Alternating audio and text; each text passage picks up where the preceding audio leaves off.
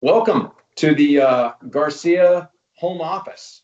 You might recognize this. We've shot a video here in the past. Yeah, just less light last time. Yeah, we've organized this and oriented the camera a little differently because of the time of the day that we're here. We're going to do a raffle. Whoever can guess what time we filmed this based on the sun's orientation wins. Yeah, that's good. That's a good one. This is where all the important work gets done. All the analysis, all the portfolio reviews, all the major work that I'm doing. I'm only kidding because we're usually in one of our Confluence offices working, whether it's North Hills, South Hills, downtown PPG, Grove City. Yeah, we haven't been to Grove City yet or Naples, but that's on our 2020. We should be going to our Naples, Florida office because it's looking very spring-like outside. Hashtag goals.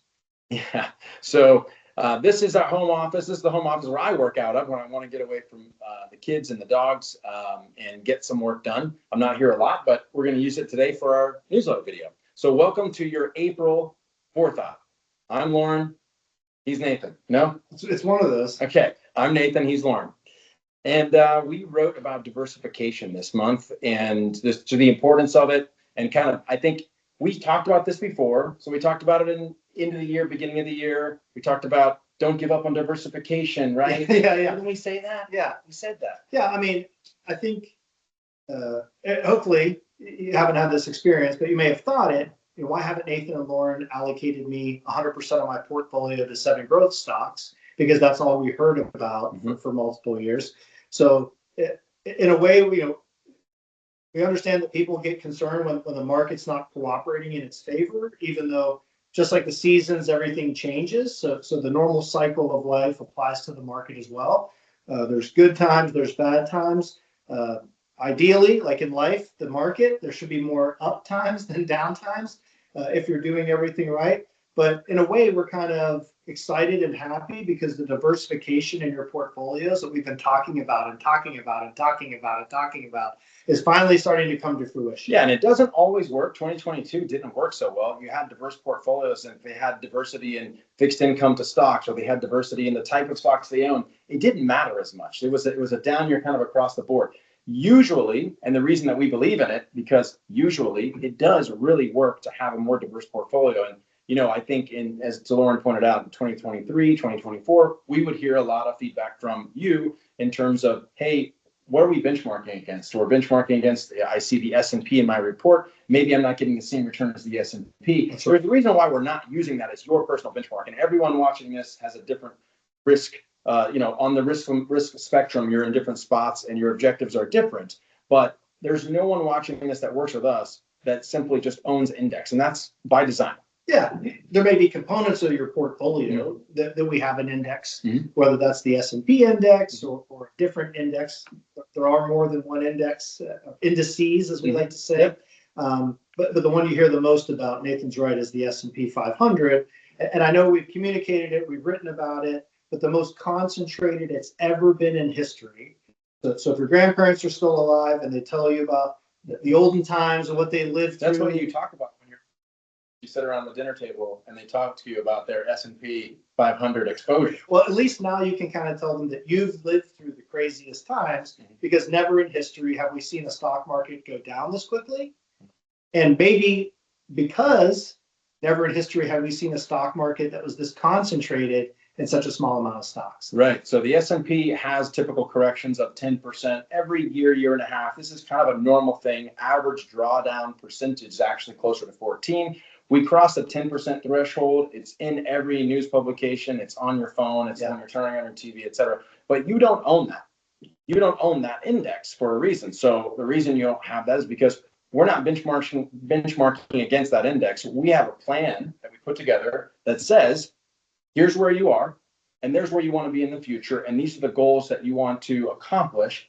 Our goal, our purpose as a guide for you is to get you there with the least amount of up and down and volatility and risk that we can. Yeah, and I heard this somewhere that when the market goes down, your risk profile doesn't change. It's just your risk tolerance that changes. So in your time horizon. In your time horizon. So with all that being said, we also want to make sure that we're communicating with people that, hey, if you feel like you've gotten over your skis with equity exposure and you have some concerns about what's going on in the portfolio, we're happy to talk about it. This is the time where we feel like we're in need the most and we can do the most for people to kind of make sure they're course correcting and not letting an emotional time dictate their decisions. Right. It's our Super Bowl. It's our Super Bowl. Right. So, and hopefully this isn't too trite, but pressing that button to go all to cash feels good. It's easy to do. Finding that button to get back into the market, that feels terrible, and it's really hard to do. Well, it's almost impossible. And we see the analysis and we see the studies that suggest, when people are in that cycle and they start a cycle of, hey, I don't feel good right now. I want to lessen my exposure to my risky assets. And I can't deal with the volatility. Yeah, it's almost a contraindicator. Right. It's almost, that's the ideal time. And then when are you going to, as you said, go back in and recommit to those long-term goals and your risky assets? And again, a lot of us have been, exposed to the market for a long, long time. A lot of us maybe haven't had that much exposure to the market to see these trends and what happens. But if we can just go back to 2022, I feel like that was a really good kind of indicator. So you had a good 2021, good. Mm-hmm. 2022, terrible. Mm-hmm. If we're talking about the S&P, since we were talking about it, it was down double digits. Mm-hmm. So if you got out in that time frame, whether that was 10%, and if you got out when it was only 10% down, you think you killed it. You're a hero. Right. You time things. Because then it went down another 10%. Yeah, and you weren't in that last part of it. But then when do you allocate those resources that are really not designed for a return in 2022 in that moment, or 2023, or even 2024? They're designed for achieving some goal that's 5, 10, 20 years down the line. So when do you then reallocate those resources and put them to work? Right. You usually do it after you feel good. And when do you feel good, Loren? It's not when the market, you would think it's when the market's up 10%. Mm-hmm. But then you're thinking to yourself, well, I missed it. Mm-hmm. Because the market in 2023 was up 20%. Mm-hmm. Well, now, and if you listen to any of the prognosticators, that's it. Market's going to go down in 2024.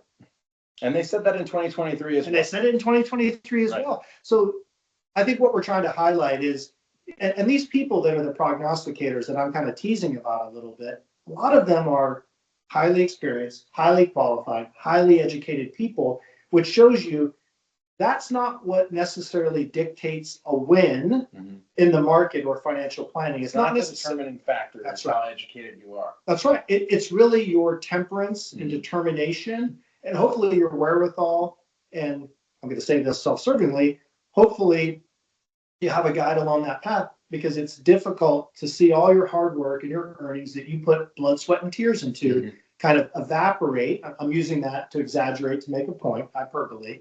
You're seeing that all dissipate, and you don't know when it's going to end. So I would hope that you could rely on us to maybe add some clarity, to maybe extract some emotion from that. And Nathan was, again, we're trying to be lighthearted in a difficult time. I think that helps me get through things. I hope it helps you get through things. But we are doing hard work.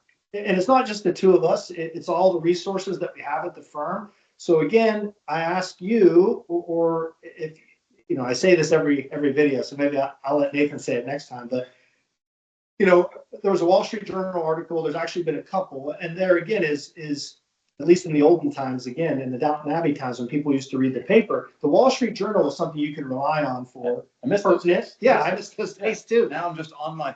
Yeah, that's right. Yeah, 2:30 at night. I'm just reading it. There was something about the paper. What's the best stock to buy? But those articles are now talking to you about people getting out of the stock market altogether, reallocating their portfolios in their 401ks to avoid risk. This is not the time to do that. This is the time to really reassess if you've done proper planning, and are you still on track for that plan, and is your plan designed to handle these kinds of ups and downs. I know that's what we do, but maybe people in your life don't have that person, or they haven't developed that plan, and they're probably scared to do anything, which may be good. It's probably better not to do anything than to do something rash. You could do something too much, right? That's right. But if those people need a resource, and it doesn't have to be us, but I would hope that they would seek somebody out that kind of does this and has exposure to this, and can walk them through what the real critical items are. And that's, what do you want to achieve in life? Mm-hmm. What amount of assets do you need to do that? And how can we get you there with the least bumpy ride? What's the most predictable way to do it? I mean, and this goes back to why you don't just, why we're designing portfolios that are more diverse, and why limiting volatility on your path is important, because we know the more volatility you experience, the more likely you are to question that path forward and make a decision that, our job is, we're your guide on the path, right? You can afford to step off the path and maybe you twist an ankle, but you can't afford to step so far off that you fall off the cliff. And we can't help you if you do that, because we know that we can't get those returns back and can't get you on the path that you're on. You'll be on a different one. And of course, we would still help you in that scenario, but you'd be on a different path, right? So we know that that's really, really challenging. So the reason that we're trying to pull out as much risk as we can and still get the returns, the requisite returns that you need in your plan to get you where you want to go, that's why we have a diverse portfolio. That's why you own a diverse portfolio. That's why we work with all the teams at Confluence to provide that to you. Yeah, and Nathan said this before. It always sticks in my mind, so I hope it sticks in yours. If there isn't risk in the market, then you don't get the returns. So the reason this is such a powerful force, investing in the best companies in the world, is you have to take on a little bit of risk to get outsized returns. And we're not trying to eliminate risk. If people say they're going to eliminate risk, that's not possible. Storing cash underneath your mattress, lots of risks there. Not being invested, lots of risks there. We are reshaping the risk that's appropriate for you. So we're not eliminating it, we're reshaping it for you. And I think that's the differentiation that maybe we don't talk about enough. Allocate, that's a great way to say it, reshaping the risk. I always say, we're gonna improve your ability to endure a bad period by making those bad periods less bad. So like when you're looking at your portfolio, we're reviewing your portfolios in the context of what we're experiencing right now, a 10% correction in the broad market, NASDAQ, other kind of tech heavy areas down even more. But for most of you watching this, the clients that we work with, if you're looking at your portfolios, you're not down as much as those things that you kind of see and hear and read about, because you have the portfolio that you have. Yeah, and again, hopefully, if we've created the ideal portfolio, there's always going to be something that's not performing as well as something else. Mm-hmm. So I think we talk about it a little bit. We're filming this at a specific point in time. So in that specific point in time, international is a highlight. Bonds, which I think we've talked about, not finally. Yeah, not to do a callback to our other videos, but we kind of put a stake in the ground not too long ago, and we said, hey, you're not hearing as much about bonds as we think you should, and you finally seen kind of a return to normal, whatever that means again. Yeah. Where bonds not are acting as a ballast, where they're kind of going up when stocks are going down, mm-hmm. but they may also be achieving a higher rate of interest that can either A, help our income hungry clients, or B, remember that portfolio that continues to generate income, even if you don't have the capacity to add money to it, you're letting all that dividends and interest reinvest. Now, the market going down, can it have an effect on that? Sure, but it's not the same effect as the capital appreciation or depreciation. So we've been letting these videos go longer and longer and longer. I'm not sure. By demand. Yeah. Hopefully it's by demand. But I think it's probably pertinent. I'll let Nathan say it, where we want to tell you what we're talking about. We want to make sure you heard what we said, and then we want to wrap it up so that we've told you what we're talking about. Diversification is important. It's a fundamental belief in what we do and how we provide, essential service to you, our clients. Corrections are normal. When you have a correction in the market, a 10% sell-off in the broad market, even though you don't own that specific index that's been quoted widely in the news, you're experiencing that to some extent, and you will. That is normal. You have to have risk in your portfolio to enjoy long-term returns that you're going to experience. Part of that is having periods where your portfolio goes down in value. And I want to interject, like I always do. And it's also normal to be worried about that. It's also normal to contact us and say, hey, what are you doing about the portfolio? What's happening in the portfolio? Mm-hmm. Tell me what your insight is into the marketplace and things that are going on. That's normal. Yeah, and we're not doing nothing. At the beginning of the year, we major rebalance throughout, all our qualified portfolios and some non-qual non-qualified portfolios. Obviously, we have to be aware of taxation, et cetera. But we rebalance, and when we rebalance with our investment team, when they're set forth an idea for what to rebalance in the portfolio, obviously they're taking into account macro factors, interest rates, things like that they think would be important to consider when you're making a rebalance in a portfolio or an allocation adjustment in a portfolio. So we're doing those things. We're not necessarily reactionary in terms of, hey, here's a 10% sell-off. Now we've got to sell all these stocks and buy something else. That's not what we're doing, because we know that that's counterproductive to your long-term goals. Yeah. So again, I interrupted Nathan. So diversification. Yes. You have the plan in place. We want you to stick to it. That Yep. doesn't mean don't do anything. Yep. We probably don't talk enough about what it is that we're doing on an ongoing basis. So the third thing is, if you have worries or concerns, or people that you care about, people that you love are having worries and concerns, when I had clients bring up to me the things that they were reading in the Wall Street Journal, that people were wholesale liquidating, or dramatically reducing their stock exposure just because the market was down, I felt my heart break, because I don't have arms big enough to put around everybody to kind of bring them into my bosom. You can't help them all. I can't help them all.